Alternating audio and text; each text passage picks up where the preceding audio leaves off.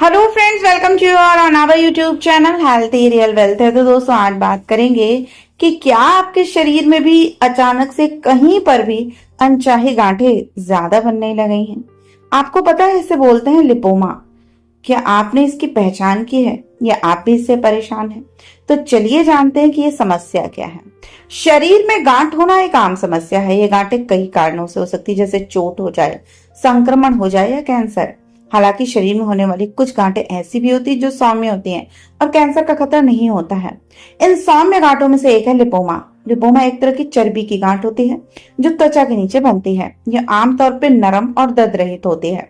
Lipoma शरीर के किसी भी हिस्से में हो सकती है, लेकिन यह आमतौर पर पीठ, गर्दन, कंधे और पेट पर ज्यादा बनती है।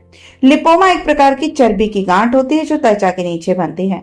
यह आमतौर पर नरम और दर्द रहित होती है। लिपोमा शरीर के किसी भी हिस्से में हो सकती है, लेकिन ये खासकर आप देखेंगे कि आपके जांघों के पास, आपके पेट के पास, यहाँ जहां पे मांस ज्यादा है वहां पर भी हो जाती है।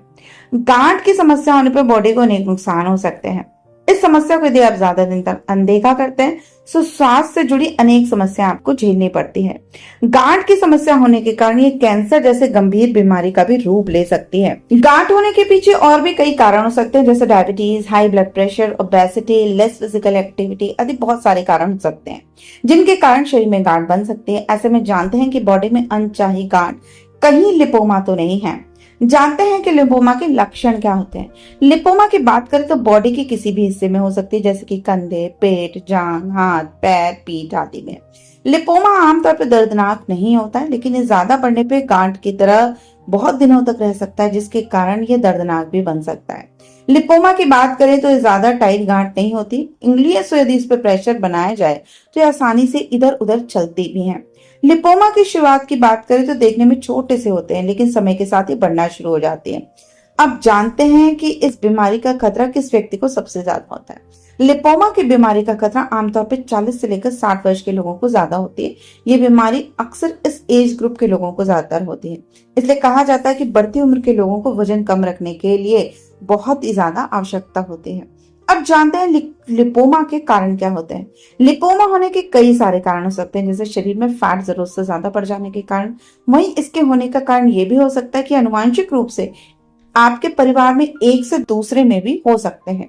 अब बात करते हैं कि लिपोमा के लक्षण क्या हैं। देखिए, त्वचा के नीचे कोई छोटी नरम गांठ बन जाना, एक्सरसाइज या कोई फिजिकल एक्टिविटी करते वक्त नसों के आसपास कोई गांठ बन जाना, कितनी बार दर्द या असुविधा का होना या गांठ का आकार धीरे धीरे बढ़ना।